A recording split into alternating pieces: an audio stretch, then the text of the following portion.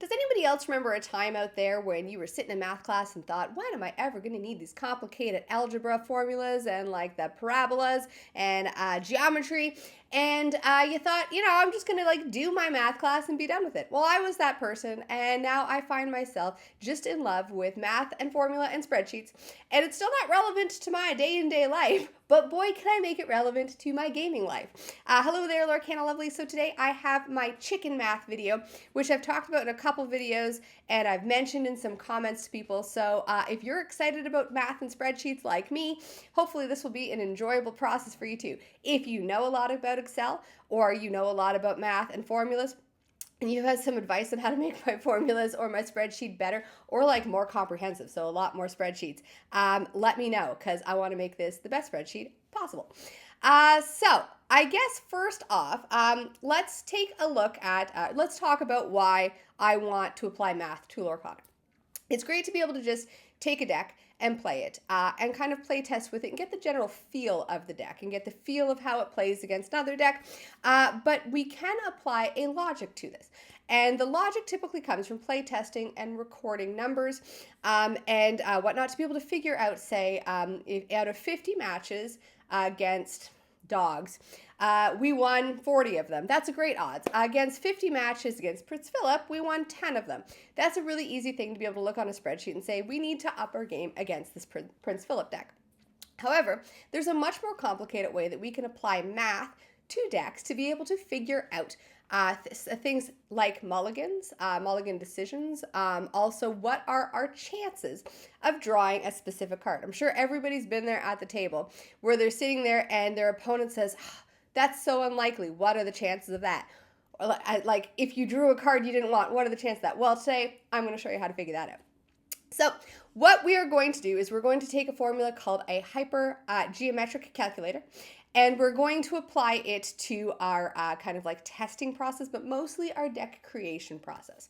So I'm going to be using my dumb chicken deck for that. So let's take a quick look at the deck so you have a general idea of what we're working with and what exactly we're trying to get data for. Okay, so in order for us to be able to figure out what it is we want to figure out with this deck, we need to figure out what the deck is first. So I'm going to show you my dumb chicken deck here. It is unchanged. This is the one that I've been kind of working with for stats and stuff, so it's going to be our example today. When I look at this deck, I'm not going to go over why each card's in the deck. That's in a different video. However, what I'm going to go over in this is what cards I want to draw. Because the formula we're applying to this, which is a hypergeometric calculator, it tells us what our likelihood is of drawing one thing, so in this case one card, out of a group is, so in this case our deck. So what are our chances of drawing something out of this deck? So something specific being like the big HeiHei, something general being like just anything but a chicken late game, or something somewhere in the middle like I want to get as many of my little HeiHeis as possible in my opening hand. So why are we going to go through all of this work to figure out kind of essentially our draws and our stats or probability of drawing specific cards? Well, the reason for that is because when Josh and I were playtesting, we identified a problem. And we wanted to know exactly the math behind the logic so that we could make that logical decision and a rational decision based on that. Our problem was we needed one little HeiHei in our opening hand, and we needed one big HeiHei by turn 3. We wanted to know what the chances of being able to draw those are. First problem is, what are the chances of drawing one little HeiHei in our opening hand? Our opening hand is obviously 7 big. That's 7. 7 big. But it's potentially 14 if we mulligan all 7 and draw a whole new 7. So it's potentially 14 cards we're seeing. So in 14 cards out of 60 cards, what are our chances of drawing a little HeiHei? The next question we had to ask were, what are our chances of drawing a big HeiHei by turn 3? So obviously there's a couple other complications with that. Not only is there, we have extra steps where we're drawing extra cards, which makes our deck smaller, but it's also a different card we're looking for. So what are our chances of drawing that HeiHei? The next thing we wanted to figure out is what increases our chances of not drawing a small HeiHei after we've done our combo and have played our big HeiHei. So what are our chances of drawing anything else? So it could be Vincenzo, Mufasa, Sir Ector, whatever other one it is. We need to be able to figure that out. Now, there's a quick and easy way to figure this out, which is you take the number of cards left in the deck and you divide it by the number of potential cards that you're looking to find in that. And you find kind of a general number there. However, it does get more and more complicated if you want to get a really specific number, and having a formula there where you can quickly change what you're looking for will give you ideas on what the numbers are so that you can make an informed decision. I hope that makes sense. I have graphs to show you here. So if we're looking at my deck list here, it is a 60 card list, and it is divided up between, like I said, my early turn wants, like the little HeiHeis, my turn 3 need of the big HeiHei, and then my turn 4 really, really wants, which is, again, anything but the small HeiHeis. And my ideal ones are no small HeiHeis, no big HeiHeis, no visions, no develop. I want a big character to play. So let's first take a look at the stats of what the deck is made up of. So like I said, 60 cards, and that is divided between 8 small chickens, which is 13% of the deck, 4 big chickens, which is 7% of the deck. My potential hits with after HeiHei is 36, which is 60% of the deck. And then my search cards are 12, which is 20% of the deck. And in this case, I'm counting Doc as a search card because he's not really that big hit that I want, but he does draw me more cards. So looking at this, we can say that even just looking at this pie chart, statistically, it's a lot more likely that I'm going to draw a big hit as opposed to a small chicken. However, there are ways for us to be able to increase those odds, and that's where the hypergeometric calculator is used.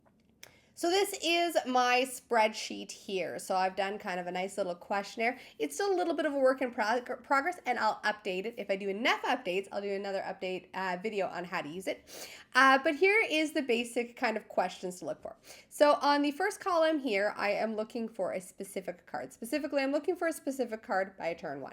So we need to know a couple things. One thing we need to know is how many cards are in our deck, how many cards are in our opening hand, which is always 7, how many cards we mulliganed if we're on the play or the draw, which is important later for a different part of this, and how many of the card we're looking for in the deck, or are in the deck. So if I'm looking for the little HeiHei, I have 8 of it in the deck, which I've got written here under how many cards do I play. I have 60 cards in my deck, and I have 7 cards in my opening hand. So down here, I can go and I can look at this and I can say, what are the chances of having a little HeiHei in my opening hand? It's a 42% chance. It is a 19% chance that I'll have 2 of them, and it's a 4% chance I'll have 3 of them.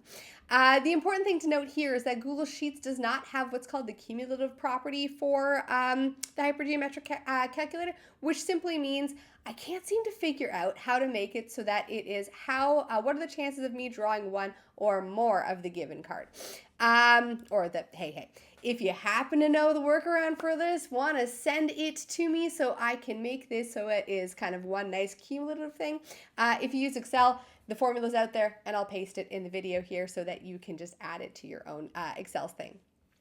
Now, what I would really like to show is I would like to show what are the chances of drawing things post first game, because this is where I really started to make decisions on my deck. So we're looking at the second column here, and it's cards I don't want to see. Or cards I might want to see if we can change that around, but let's see cards I don't want to see. So I don't want to see the little HeiHeis after turn 3. So I got to ask the same questions. How many cards are in my deck? Am I on the play or am I on the draw? And the reason for that's important is that we see an extra card if we're on the draw, obviously. How many misses are in the deck? So I have 8 little HeiHeis I don't want to see, so I'm going to put 8 right there. And how many have I already drawn? I'm going to delete all this stuff, and we're going to go from the beginning here. So I have 60 cards in my deck, and we're going to say, best case scenario here, I am on the play. So I'm on the play. We're going to leave that unchecked. How many misses are in the deck? I have 8 little HeiHeis I don't want to see. And how many misses have I already drawn? So looking at this here, if I have 8 little HeiHeis, let's assume I have 2. I've seen 2 already, so I'm going to put a 2 in there. What turn is it? We're going to say it is turn 4 because I play the big HeiHei on turn 3. It's going to be turn 4 where I want to know what my chances of drawing those little HeiHeis. So there is a 12% chance, according to this, that I will see a little HeiHei on turn 4, which is not awful, but I see a lot of HeiHei still. So how do we make that lower? Well, let's say we played a Visions on turn 2. If we played a Visions on turn 2 and there was a HeiHei in it, I can say that we've seen 4 additional cards. Well, 5. So we've seen 5 additional cards, so I can put that there with the Visions. And we have seen an extra HeiHei, so I can increase that to 3. So it means that it is an 11% chance that we are going to see a HeiHei on turn 4. So it's dropped by a full percentage, which you might look at that and say, I need to drop that more. Well, the way that you drop it more is by seeing more HeiHeis. So the example of how this changed, how Josh and I played this deck, is that we looked at this and we said, so if we want to decrease our chance of seeing the HeiHeis, we shouldn't mulligan as hard. What we were originally doing is we were mulliganing everything to keep one little HeiHei and try to find one big HeiHei. And we were pretty good at doing that, but we'd mulligan the other little HeiHeis in our opening hand, trying to get rid of them. What we decided to do instead is keep as many little HeiHeis as we happen to have in our opening hand, draw hopefully more, and we'd also start playing Visions of the Future or Develop Your Brain, specifically looking for those little HeiHeis, assuming we already had the big HeiHei. If we didn't have the big HeiHei, we were looking for that one. But if we started to, we did a couple games where we didn't play anything on turn 2, but we had a Visions, and what we started doing instead was that we'd play that Visions to look for a little HeiHei and hopefully try to get them out of our deck. Now you can see if we did not find the little HeiHei off of that, so I will decrease my misses to 2 there. It increases the chances of seeing a HeiHei. And the reason for that is we've seen 5 additional cards, none of them are HeiHei. We put them on the bottom of our deck, which means there's a bigger chance of that HeiHei in the remaining cards. Hope that makes sense there. So this is the general gist of what a hypergeometric calculator is and how it could help you make some gaming decisions. So let's kind of, I guess, go over that, and then we'll go over my hopes, wishes, and dreams for math and card games. So that's the basics of a hypergeometric calculator. Essentially what it's doing is it's taking your population, or like your deck, and it's taking what you're looking for in your deck, and it's figuring out your chances of drawing it after subtracting the amount of cards you've already seen. I think it's really cool. I think it's really fascinating and interesting, and I really like kind of going through different things and changing this and figuring out exactly what my chances of drawing something, because, you know, it hurts that much more when I draw a little HeiHei and I knew it was below a 10% chance, and Josh doesn't. Josh can just kind of like YOLO his way through his decks and just get so much luck.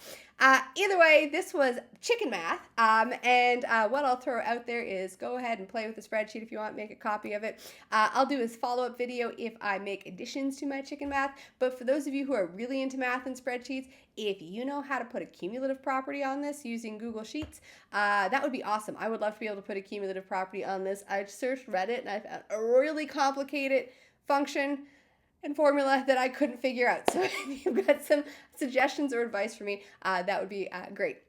If you also have some suggestions about ways that you would like to see math applied to games and card games, that would be cool too. I love spreadsheets, and being able to figure this stuff out is quite fun for me. So where I'll end it here today is good luck on set, champs. I hope that luck is in your favor. Despite what the calculator says, I hope you have all of the luck in the world and get all of the good cards.